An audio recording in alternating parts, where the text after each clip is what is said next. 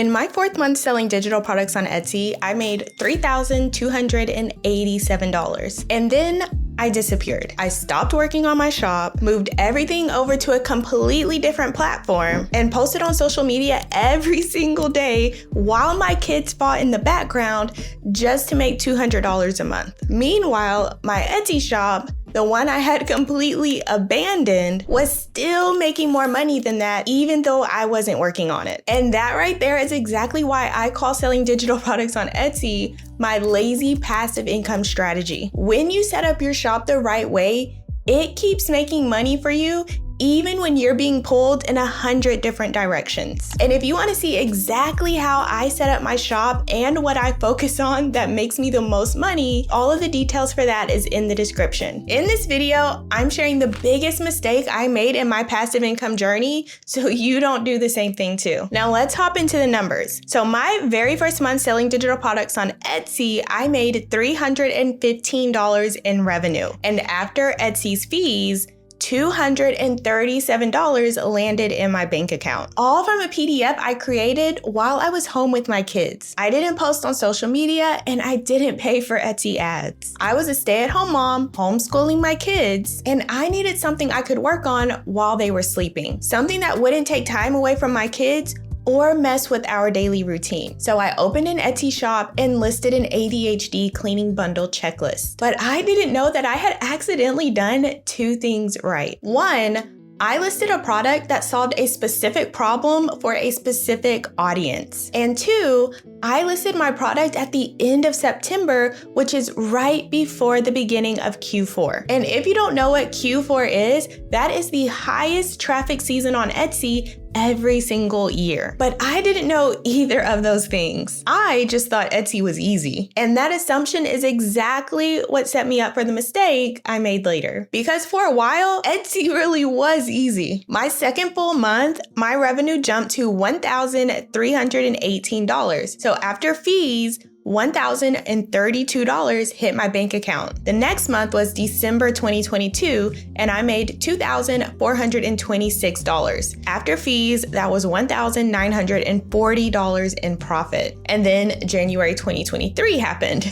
So I had $3,287 in revenue. So $2,704 was actually deposited into my bank account. So in just 4 months, I got almost $6,000 deposited into my family's bank account as a stay-at-home mom. And it's all because I listened to some random strangers on the internet who said that selling digital products on Etsy was a great way to make some money from home. And I was able to do this while I was homeschooling my kids. And I still wasn't posting on social media. I still didn't pay for Etsy ads. I literally thought I had cracked the code. And I thought this was just how Etsy worked. But Q4 was ending and I had no idea what was coming next. So in February of 2023, my revenue dropped to $1,871. So my profit that month, which was what got deposited into my bank account, was $1,531. Now, looking at those numbers today,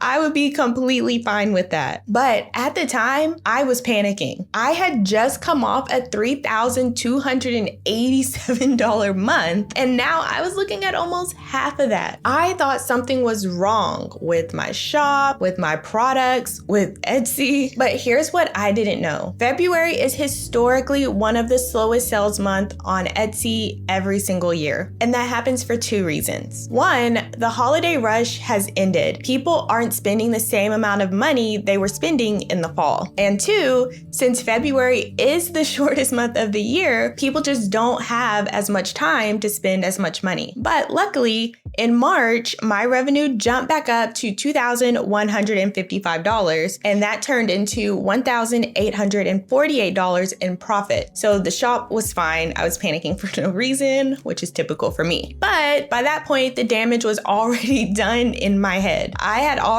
mentally checked out. I stopped paying attention to my listings. I stopped updating my keywords. I just let it run. And here's the lesson I wish somebody had told me then. A dip in sales is not a sign to quit. Every dip has a wave behind it. And that wave did come. In April, May, and June of 2023, my shop was back up to over $1,000 per month. The shop had recovered on its own, but I wasn't even paying attention. I was just letting it run in the background while I focused on other things going on in my life. And if you want to be nosy and see what was going on in my life during that time, you can watch all the details in that video over here. And you'll understand why I wasn't adding new products, I wasn't updating my listings, I wasn't doing anything at all. And this is something I wish I knew that's important for you to know too. When your Etsy shop is making consistent money, this is not a sign to just step back and let it coast. That's the time to double down and keep the momentum going, because Etsy rewards shops that are active, new listings, updated keywords, fresh listing photos. These are the things that get your shop more engagement, which tells Etsy that people like this shop, so they need to show it to more people. I had that momentum going, and I did nothing with it. So now I'm about to show you what happens when you have a machine that is working perfectly fine and you stop feeding the machine. So in July 2023, my revenue dropped to $888. So I had gone from consistent $1,000 plus months down to less than that. And August was even worse. I only made $641 in revenue.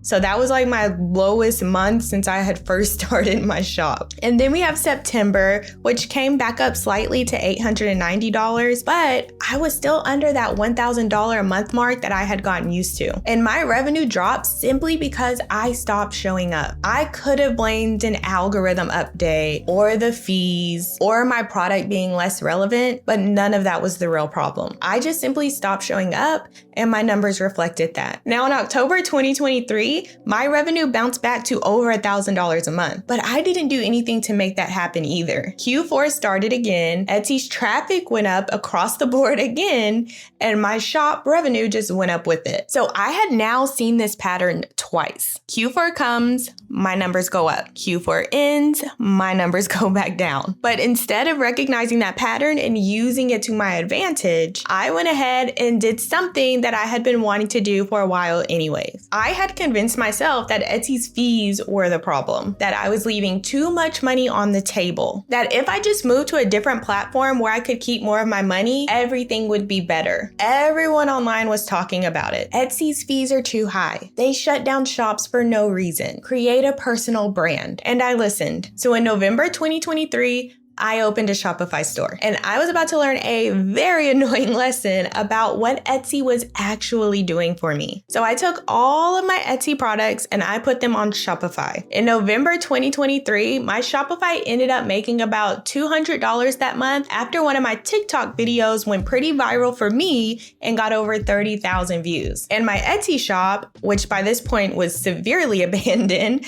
had still made over $800 without me doing anything because we were back in Q4. But I told myself Shopify was still new. I just needed to be patient and figure out how to make money there. So December 2023, my Shopify store makes about $200 again. And my Etsy shop made over $800 again, still without me doing anything. So if we do the math, my Etsy shop was making about 4 times more than the platform I was actively working to build. And it still didn't occur to me to just stick with Etsy, because here's what I didn't understand yet. Etsy is a marketplace. When you list a product on Etsy, you are putting it on a platform that has millions of active buyers searching for things to buy. Etsy does the marketing for you. That's what those fees are paying for. Shopify is a standalone website. When you list a product on Shopify, nobody knows it exists until you tell them. You have to build your own traffic from scratch. So I had left a platform that was sending me buyers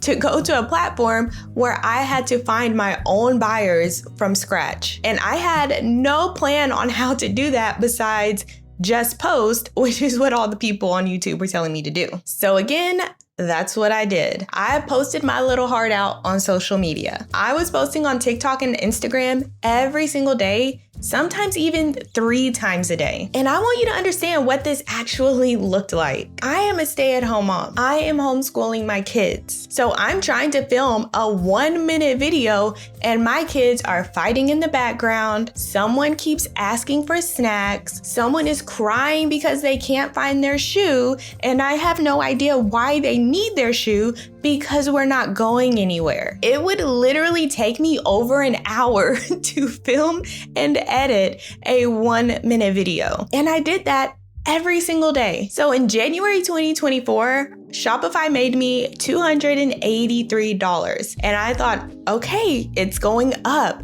The strategy is finally working. But here's what I wasn't paying attention to. That same month, the Etsy shop that I was completely ignoring made $776 from no new listings, no social media posts, no ads, just Etsy doing what Etsy does. Then in February 2024, Shopify made $377. Etsy made $249. And that month, I was shook because Shopify had finally beat Etsy. But here's what I didn't stop to think about. 1, I had ran a sale in my Shopify store. So I had got an influx in revenue that wouldn't be repeatable month after month. And 2, like we discussed earlier, February is historically a slow sales month on Etsy because it's just a shorter month. But I had forgotten my own lesson. Then in March 2024, Shopify made $202. Etsy made $211. So I was posting every single day promoting my Shopify store, and it was barely breaking even with my Etsy shop that I was completely ignoring. And by this time, I was exhausted.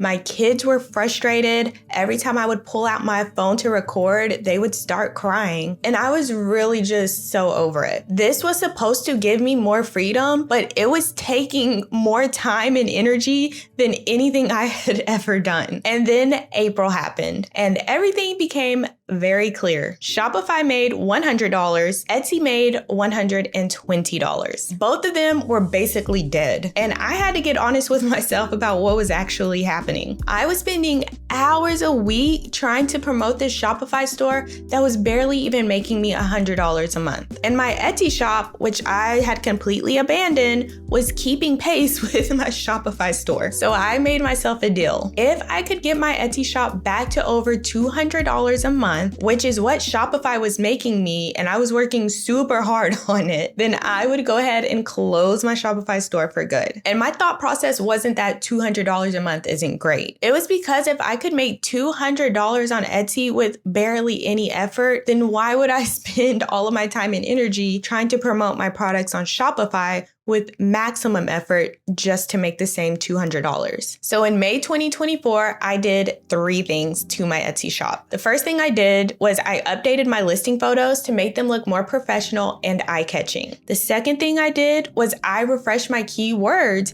so people could actually find my products in search results. And then the third thing I did was I ran a 30% off sale for all of my digital products in my Etsy shop for the month of May. I still didn't add any new products. I still wasn't posting on social media for my Etsy shop, and I still didn't pay for Etsy ads. So in May 2024, Etsy made $459, and my Shopify store didn't even make $100 that month because I had stopped posting on social media. So I closed my Shopify store and I never looked back. And that's when it became very obvious that I didn't have a platform problem. I had the attention span of a squirrel problem. So if your Etsy shop is in a dip right now, that is not a sign that Etsy doesn't work or that selling digital products is dead. And it is almost never a sign that you should start completely over from zero on another platform. Most of the time, it's a sign that your shop needs attention, whether that's your listing photos, your keywords, your pricing, your product selection. These are the levers you can actually pull. Etsy has millions of buyers on their platform